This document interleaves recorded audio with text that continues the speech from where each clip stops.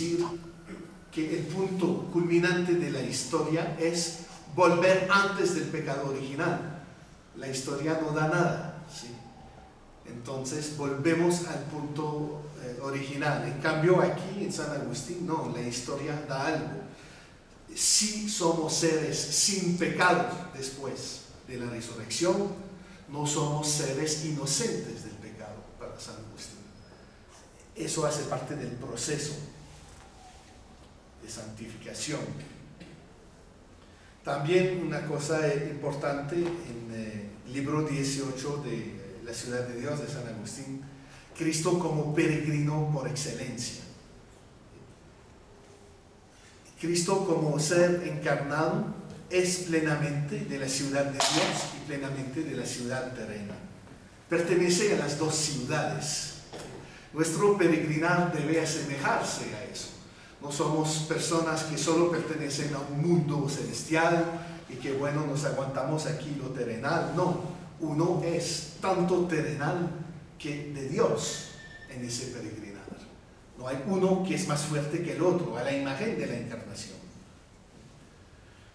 Y eso es lo que estipula el Concilio de Calcedonia sobre la totalidad humana y la totalidad divina de Cristo. Hay un matiz aquí que quiero comentar que se aporta en Calcedonia, es que dice que Cristo es totalmente Dios y totalmente humano, excepto en el pecado. Que eso implica una mala antropología, de hecho. Porque con lo que acabamos de decir, si consideramos que Cristo es el proto ser humano, es el proto peregrinos, el proto sacramento, es el modelo del ser humano. Entonces, el pecado no es lo que nos hace más humanos, es lo que nos deshumaniza precisamente. Entonces es lo que nos aleja de Cristo, que es el modelo para nosotros a seguir, la humanidad perfecta.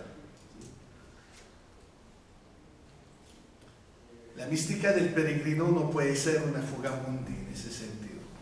Es más bien lo contrario, es una espiritualidad, ¿sí? Una experiencia con Dios que se da adentro de la experiencia histórica del ser humano. Si la relación espiritual con Dios no contribuye a presenciar históricamente su reino, esa experiencia es entonces completamente vana. Entonces, ahora me permito de solo concluir rápidamente con lo que había anunciado al principio, 3 ejemplos de teología o de uso de una teología del peregrino, de una mística del peregrino, en Ignacio de Loyola. Ignacio de Loyola hace su autobiografía espiritual con el título El relato del peregrino. Cuando se habla de esa teología ignaciana, se habla de una teología del camino. Importante subrayar aquí la dimensión procesual, es decir, que la transformación espiritual de uno es un caminar, es algo que se da a lo largo de la vida, no es algo instantáneo, no es que recibo la santificación y ya todo está hecho, sino que es evolutiva y va al ritmo de esa misma peregrinación espiritual cuando uno aprende a descubrirse. La dimensión pedagógica de ese proceso, de esa peregrinación es también importante.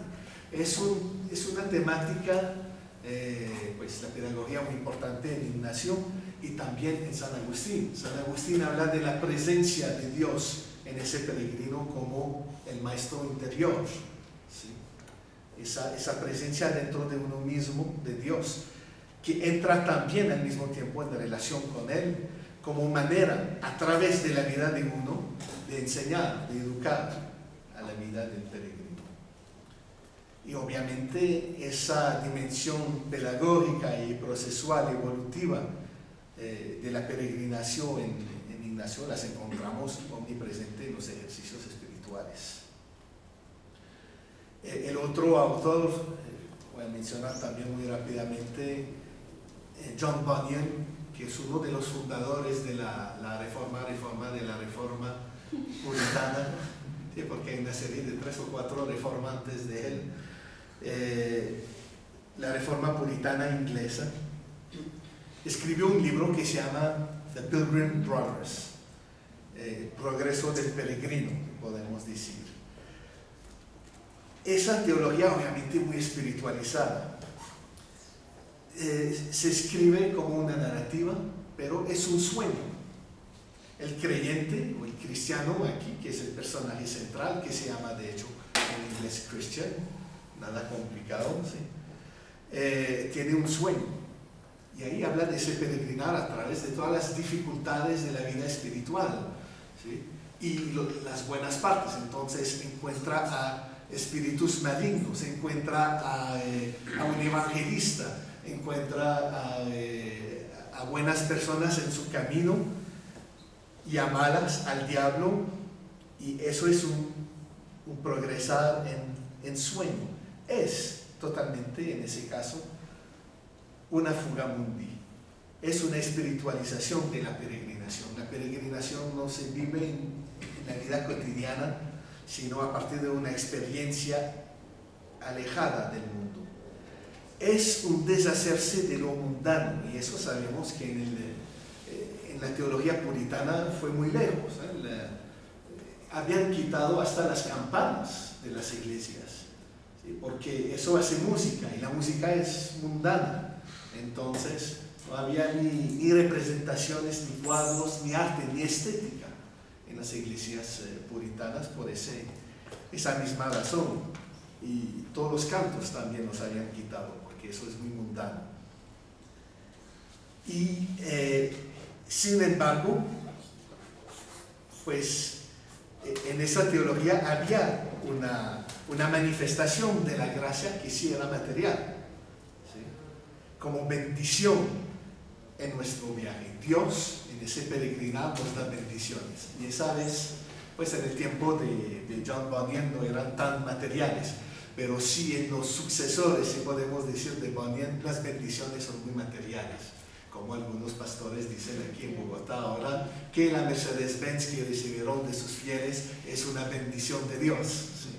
Entonces, ahí desespiritualizaron la peregrinación en sus bendiciones solamente. Y por último, el texto del peregrino ruso, que es de autoría anónima, que ahí tenemos una peregrinación en el sentido más primero de la palabra, es decir, es alguien que perdió todo y que va en los caminos de Rusia a buscar la verdad, a buscar a Dios a través de sacerdotes, de personas, y está en esa constante búsqueda que nunca acaba con esa búsqueda. Y aprende la oración, aprende a orar en silencio, a la interioridad. Y sí, al final pues proyecta ir en Tierra Santa, pero es un descubrirse a sí mismo y un descubrir a Dios dentro de sí mismo que se hace a lo largo de ese peregrinar. 2 libros tiene ese peregrino, la Biblia y la Filocalia, que es una compilación de textos místicos de la tradición ortodoxa.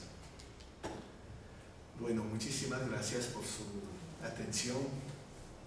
Muchas gracias.